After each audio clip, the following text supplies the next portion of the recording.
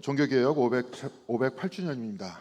오늘 이 시간 종교개혁의 의미에 대해서 좀 더 깊이 성찰해 보면서 하나님께서 오늘 이 시대에 우리를 부르신 그 이유와 뜻을 깨닫고 우리의 삶도 나날이 새로워지는 삶이 되시기를 간절히 바라겠습니다. 감리교도 개신교에 속하기 때문에 우리도 종교개혁주의를 기념하는데요. 사실 감리교는 유럽 대륙에 있었던 카톨릭과 개신교의 경쟁과는 무관한 교파입니다.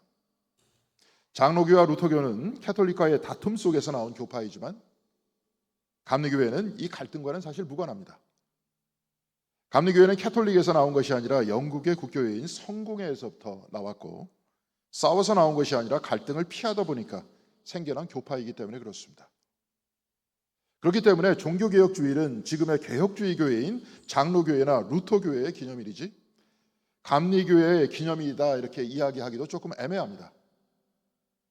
그리고 우리가 기억해야 할 것은 오늘의 캐톨릭은 루터가 종교개혁을 일으켰을 당시와 같은 그런 타락한 교회가 아니라는 겁니다.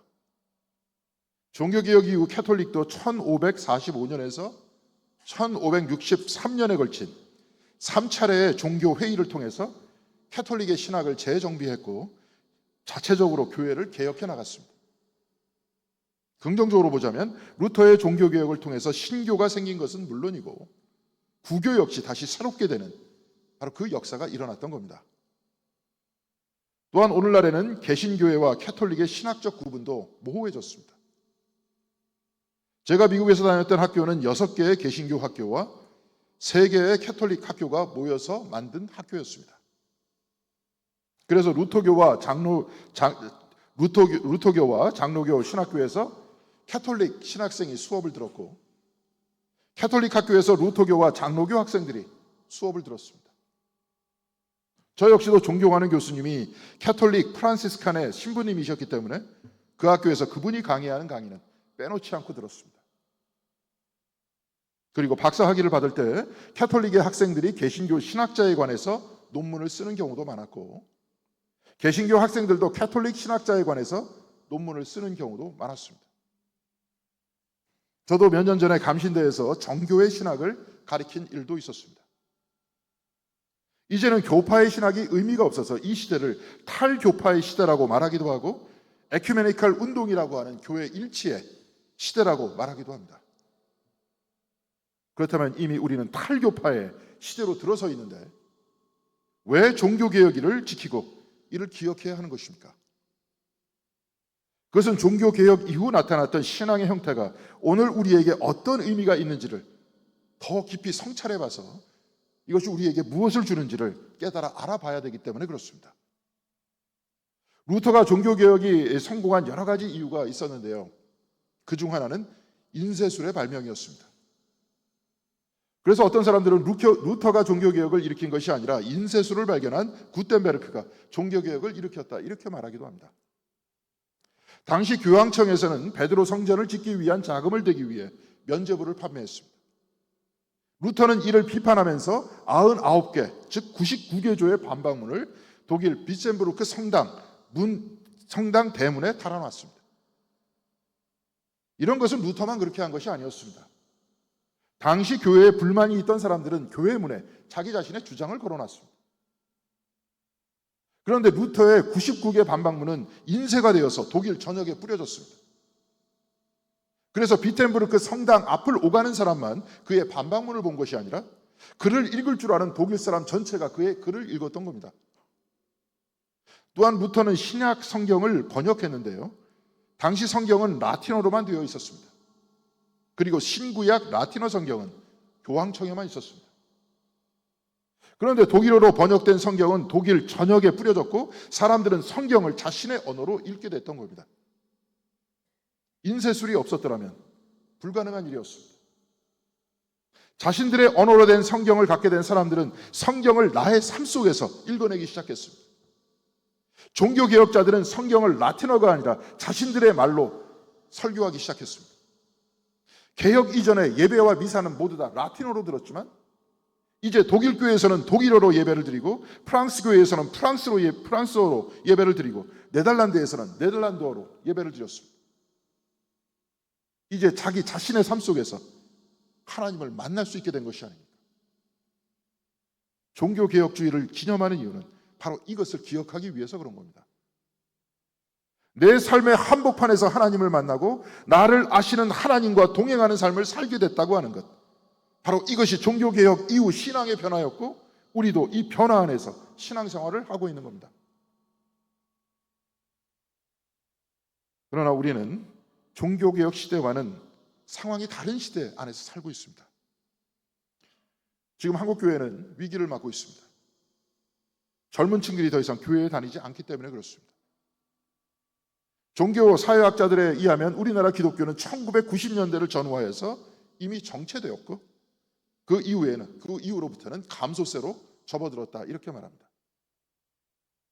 2024년 현재 한국 리서치에서 조사한 전체 한국인 종교 분포도에서 개신교인은 20%이고 불교는 17%, 천주교는 11%, 무종교는 51%였는데, 이제 20대 청년층은 무종교가 78%, 개신교는 9에서 11%, 불교는 8에서 10%, 천주교는 4에서 5%입니다. 무종교가 78%입니다. 거기에 20대의 개신교 예배 참석 비율은 3에서 4%입니다. 통계상으로 볼 때 지금 우리 세대가 끝나면 한국인들의 3%에서 4%만이 개신교인일 것이란 말입니다. 우리 교회에서는 오후에 종교개혁 특강이 있어서 참여하지 못하지만, 감리교회 서울연회에서는 오후 3시에 금남교회에서 대기도회를 여는데, 그 목적도 다시 교회를 일으켜서 다시 부흥의 물결을 일으키자, 이 목적으로 기도회를 여는 겁니다. 이번 기도회를 준비하는 감리교회 측에서는 교회의 성직자의 윤리적 문제를 거론하면서 이것 때문에 교인 수가 줄어들고 있다, 이렇게 인식하고 있습니다. 물론 윤리적인 문제도 젊은 층들이 교회에 등을 돌리는 원인 중에 하나일 겁니다. 그런데 주목해야 할 것은 사람들이 더 이상 교회에 다니지 않는다 하는 이 현상은 우리나라뿐만이 아닌 전 세계의 현상이라는 겁니다. 미국에서는 교회에 다니건 아니건 스스로 기독교인이라고 말하는 사람이 90%를 넘지만, 영국에서는 한 60% 정도가 스스로 기독교인이라고 말합니다. 그런데 영국에서는 한 달에 교회에 한 번 이상 나간다고 하는 사람이 8%에서 12%입니다. 영국뿐만이 아니라 유럽 전체가 다 이렇습니다. 그럼 미국과 유럽도 교회 목회자의 윤리적 문제 때문에 교인 수가 줄어드는 것입니까? 문제가 생기면 그 원인을 정확히 파악해야 하는 겁니다. 전 세계적으로 기독교인이 줄어들고 교회의 위기가 와 있는 이유는 무엇입니까? 오늘 설교의 제목과 같이 바로 세속화 때문에 그렇습니다. 캐나다의 철학자 찰스 테일러는 세속화와 현대 문명이라는 책에서 세속화에 대해서 딱 2가지로 규정하고 있습니다. 대단히 명확하고 클리어한 이야기입니다. 첫 번째로는 자연적인 것과 초자연적인 것을 명확하게 구분하는 시대, 바로 이 시대가 세속화 시대라는 겁니다. 두 번째로는 자연적인 것만을 가지고도 인간의 모든 생활을 설명하고 이해하는 시대라는 겁니다. 좀 어렵지만 사실 저도 여기에 동의합니다. 첫 번째, 자연적인 것이란 우리의 눈에 보이는 세상입니다. 자연적인 것과 초자연적인 것을 명확히 구분했다는 것은 하나님과 세상을 구분했다는 겁니다. 종교개혁 시기 이후에 자신의 말로 된 성경을 자신이 읽으면서 하나님을 자기 삶 속에서 만나서 하나님과 동행하는 삶을 살았다면, 이 세속화 시대의 특징은 사람이 살아가는 이 자연의 세계와 하나님의 세계를 구분했다는 겁니다. 그래서 이 자연의 세계는 자연의 법칙에 따라 움직이고 하나님은 이 자연 세계와 무관하다는 겁니다. 자연 세계는 자연 세계 안에는 자연의 법칙이 있고 그 법칙에 따라 움직인다는 겁니다. 이렇게 생각하는 것이 두 번째로 생각을 하게 됐는데요. 그것은 자연적인 것만을 가지고 인간의 모든 생활을 설명하고 이해하는 시대가 됐다는 겁니다. 하나님을 배제한 채로 세상과 자연의 것만을 가지고 세상을 설명하고 이해하는 시대가 됐다는 겁니다. 생물을 연구하는 생물학에 하나님께서 생물을 만드셨다고 하면서 공부를 합니까? 물리학에서 하나님을 개입시키면서 연구합니까? 아니면 수학을 통해 물리적 법칙을 연구합니까? 다 법칙에 따라 연구하는 건 아닙니까? 현대의 모든 학문은 다 그렇게 되어 있습니다. 그래서 이 세속화의 시대에는 하나님과 자연을 나누어 보고 자연을 자연으로만 이해하게 되니까 눈에 보이는 것을 눈에 보이는 것으로만 이해하고 설명하는 세상이 됐다는 겁니다. 그러다 보니 하나님은 이 세속화의 시대에 더 이상 설 땅이 없게 된 겁니다. 세상은 하나님 없이 돌아간다고 사람들은 생각하게 된 겁니다. 하나님이 존재하지 않는다는 것이 아닙니다. 이 세속화의 시대 안에 살아가는 사람들은 자신의 삶을 이해할 때, 그리고 자신의 삶 속에서 더 이상 하나님을 필요치 않게 됐다는 겁니다. 그래서 하나님이 없이 나를 이해하고, 하나님이 없이 세상을 이해하고, 하나님이 없이 우주를 이해하고, 이것이 전부이고 진실이라고 생각하는 그런 시대가 됐다는 겁니다. 그래서 찰스 테일러는 이런 세속화의 시대를 닫힌 세계다 이렇게 말합니다. 하나님과 소통하지 않고 자연만으로 모든 것을 설명하려고 하는 시대이고, 이것이 전부라고 생각하는 시대가 바로 세속화의 시대라는 겁니다. 그래서 이 세속화의 시대에는 과학적으로 도저히 설명할 수 없는 어떤 일이 발생했다고 한다면 사람들은 이것을 그냥 우연이라고 말합니다. 우연도 자연의 일부이기 때문에 그렇습니다. 그래서 내가 존재하는 것도 우연이고, 내가 이 땅에 태어난 것도 우연이고, 내 부모님과 나와의 관계도 우연이고, 나와 자식 간의 관계도 다 우연입니다. 저와 여러분이 이 기나긴 우주 안에서 지금 이 시기에 이 지구라는 작은 별 안에서 살아있는 생명체로 나의 몸 안에서 몸 밖을 바라보면서 여기 앉아있는 것, 이것도 그냥 다 우연이라는 겁니다. 우연이다 하는 것은 명확한 것이 아닙니다. 불분명한 것입니다. 그런데 확실한 것은 내가 지금 여기 있다고 하는 것 아닙니까? 나의 몸을 꼬집거나 때리면 아프고, 맛있는 것 보면 맛보고 싶고, 안 좋은 것 앞에 있으면 안 보려고 한다는 것은 확실합니다. 그래서 우연이라고 해도 믿을 수 있는 것은 나밖에 없습니다. 제가 설교를 준비하면서 유심히 본 광고가 있습니다. 아마 여러분들도 다 봤을 겁니다. 사실 굉장히 잘 만든 광고인데요. 2편의 광고가 지금 나왔습니다. 원래 틀어주려고 했었는데 저작권 문제 때문에 못 틀어줬습니다. HL이라는 광고입니다. 한라그룹이라고 아실 겁니다.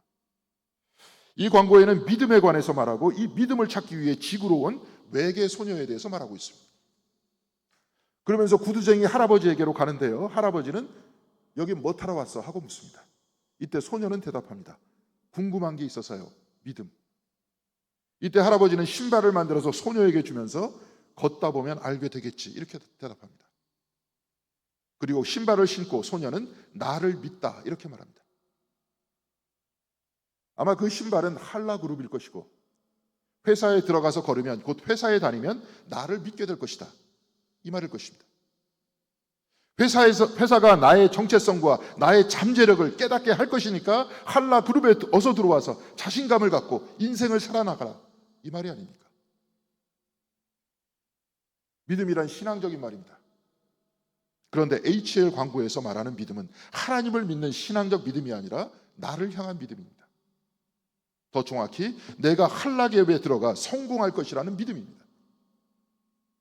그런데 내가 한라기업에 들어간다고 해도 내가 거기서 성공할지 아닐지 어떻게 합니까? 내가 중간에 명퇴당하지 않고 임원까지 갈 수 있을지 어떻게 합니까? 나를 믿다라고 하는 한라기업의 광고는 회사를 믿고 나를 믿으라고 합니다. 나를 명퇴시킬지 모르는 그 회사를 믿고 거기서 생존할지 아닐지 정확히 모르는 나를 믿으라고 합니다. 그러니까 HL 광고는 불확실한 것을 믿으라는 겁니다. 마치 내가 우연히 세상에 태어났는데 우연히 태어난 나를 믿으라고 하는 것과 같이 성공할지 않을지 모르는 나를 믿으라고 합니다. 확실한 것을 믿는 것이 아니라 불확실한 것을 믿으라는 겁니다. 그러니 내가 믿는 건 나밖에 없는데 나 역시 확실한 것이 아닙니다. 나도 우연히 이 세상에 나왔고 이곳에서 성공할지 않을지 알 수 없습니다. 또한 나도 시작과 끝이 있는 생명체이니 결국 죽을 수밖에 없습니다. 그렇지만 죽음은 생각하기 싫습니다. 두렵기 때문에 그렇습니다. 그래서 우리 주변을 보면 죽음을 암시하는 것은 더 이상 없습니다. 죽음은 병원 지하, 대학병원 지하 장례식장에 있습니다. 그래서 세상 사람들은 죽음을 생각하지 않고 한계를 인정하지 않습니다. 그리고 HL 광고와 같이 내가 성공하는 것을 믿는 것이 이 세속화 시대의 유일한 신앙입니다. 그래서 나를 믿다 이렇게 말하는 겁니다. 그래서 어릴 적부터 공부하는데 지식을 얻기 위해서 공부하는 것이 아니라 경쟁에서 이기고 내가 성공해야 하기 때문에 공부하는 것 아닙니까? 그런데 다 성공할 수 있습니까? 불가능합니다. 누군가 성공하기 위해서는 누군가 실패해야 하기 때문에 그렇습니다. 그래서 회사나 주변에서 자꾸 나를 믿어라, 성공하는 나를 믿으라고 하지만 나를 향한 믿음은 사라집니다. 불안하기 때문에 그렇고 불확실하기 때문에 그렇습니다. 그래서 우울해지고 불확실한 나를 믿으라고 하니 불안해지는 겁니다. 제가 아는 한 목사님의 아들이 공황장애 약을 먹고 있다고 하는데요. 최근에 그 사실을 알아서 목사님께서는 깜짝 놀라서 어떻게 이렇게 됐냐 이렇게 물었다고 합니다. 그런데 그 아이는 자기 친구들 다 약 먹고 있다 이렇게 말하고 있더라는 겁니다. 이 세속화 시대의 시대상인 겁니다. 전 세계적으로 사람들은 신앙을 잃어버리고 있습니다. 세속화 시대 안에 살아가고 있기 때문입니다. 하나님과 세상을 나누어 놓고 세상의 것만을 가지고 세상을 이해하고 설명할 때 하나님은 이들의 삶과 생각 속에서 더 이상 존재하지 않기 때문에 그렇습니다. 하나님을 믿지 않으니 우연히 생겨난 자기 자신, 성공할지 않을지 모르는 자기 자신을 믿어야 하니 불안합니다. 실패하면 우울해집니다. 그리고 이들의 영혼은 병이 들어갑니다. 슬픈 일이 아닐 수 없습니다. 오늘은 종교개혁 508주년입니다. 오늘 우리는 루터가 종교개혁을 일으켰던 그 시대와는 다른 시대에 살고 있습니다. 지금 이 시대에 캐톨릭과 개신교는 더 이상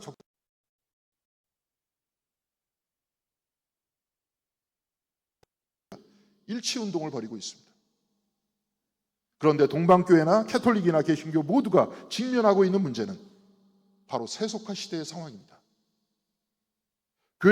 교회가 줄어든다, 교인 수가 줄어든다, 위기다. 그래서 젊은 층이 교회에서 사라진다. 이렇게 다 생각하고 있는데 이것이 다 세속화의 영향인 것입니다. 그렇다면 우리는 이 시대, 우리 신앙으로 어떻게 응답해야 하겠습니까? 과거 종교개혁이 성공할 수 있었던 것은 성경이 없던 시대, 성경을 자신의 언어로 읽어낼 수 있었다는 것이었습니다. 미사에 참여해도 라틴어로 된 성경과 라틴어로 된 강론을 통해서 비상적으로 이해할 수밖에 없는 성경과 신앙을 이제 나의 언어로, 나의 삶 속에서, 나의 이야기로 읽어낼 수 있었다는 겁니다. 그래서 하나님도 교회 안에만 있는 분이 아니고 나의 일상에 나와 동행하는 분이 되었습니다. 그래서 나의 삶 중심에서 하나님을 만났고 하나님과 동행할 수 있게 된 것입니다.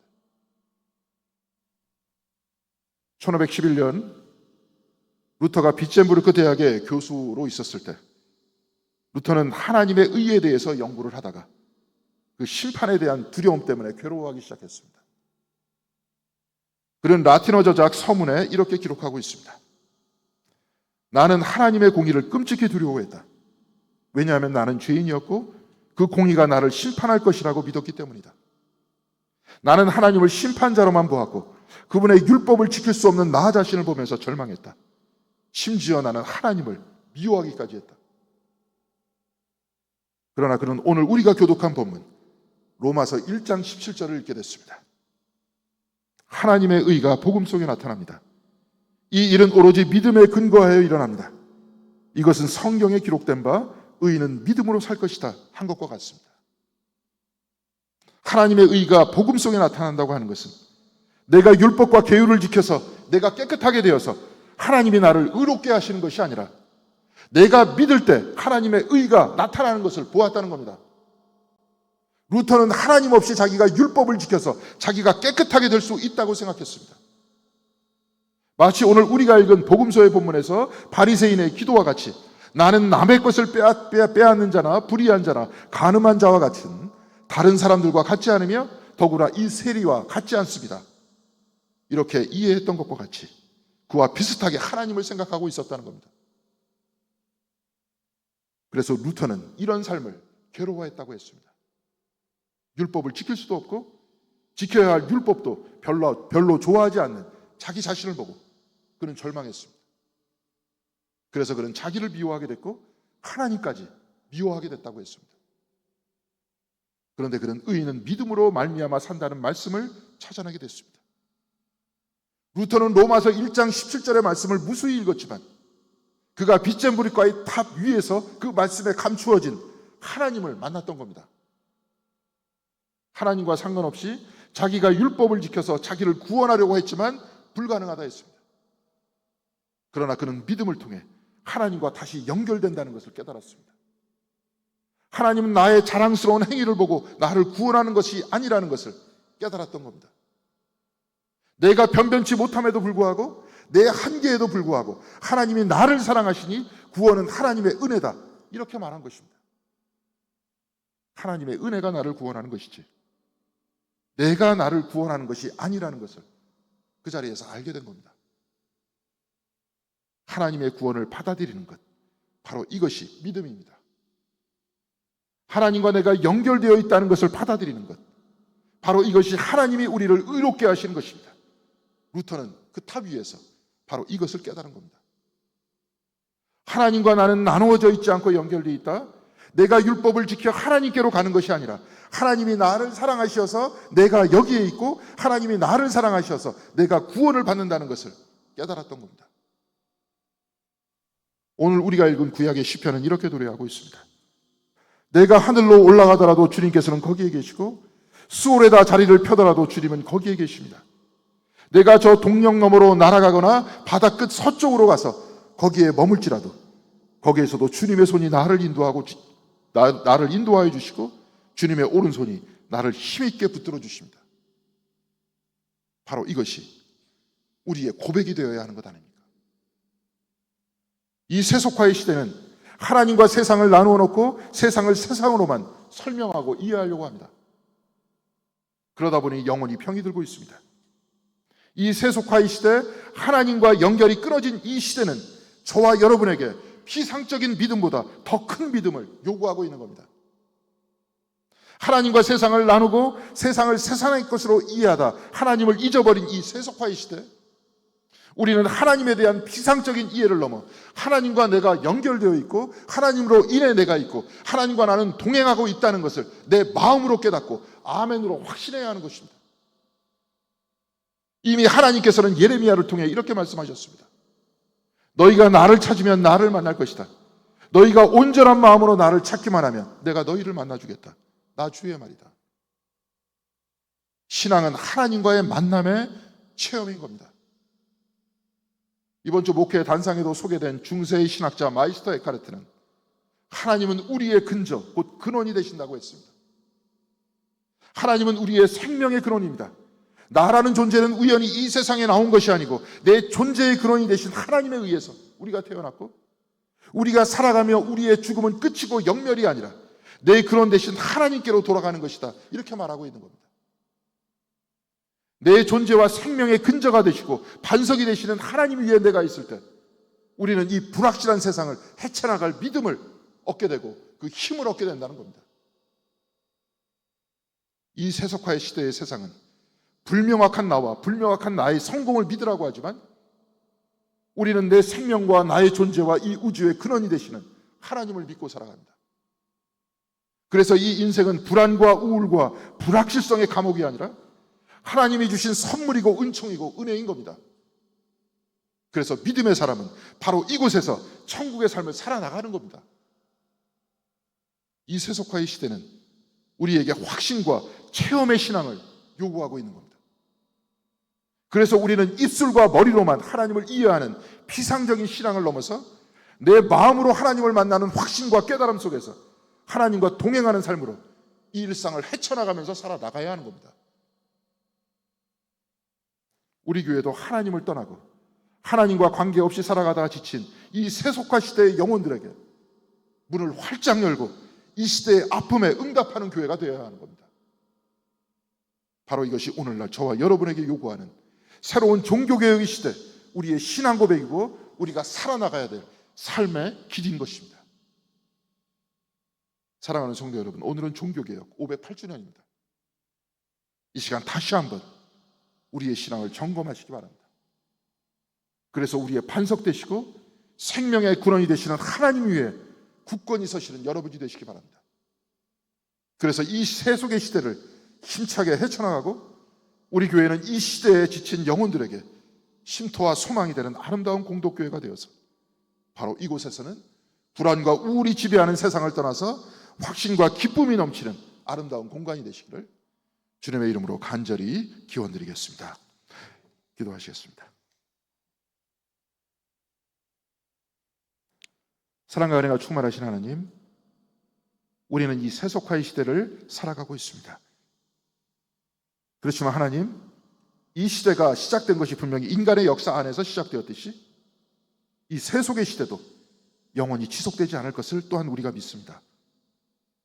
하나님을 떠나서 하나님과 세상을 나누어 놓고 세상을 세상으로만 이해하고 살아가는 바로 이 세상의 삶 속에 더 이상 하나님이 존재하지 않으니 하나님을 떠나고 자기 자신을 믿고 살다가 우울하고 불안한 삶 속에서 또한 괴로워하고 있는 이 세상을 바라보면서 우리 모두 긍휼히 여길 수 있도록 인도하여 주시옵시고, 우리는 하나님께서 우리의 근원이 되시고 우리의 기반이 되신다는 것을 귀로만 듣고 머리로만 이해하는 것이 아니라 가슴으로만 날 수 있도록 인도하여 주시옵시고, 바로 그 확신 속에서 우리가 이 세속의 세상을 이겨내면서 살아가는 신앙인들이 다 될 수 있도록 주님께서 인도하여 주시옵소서.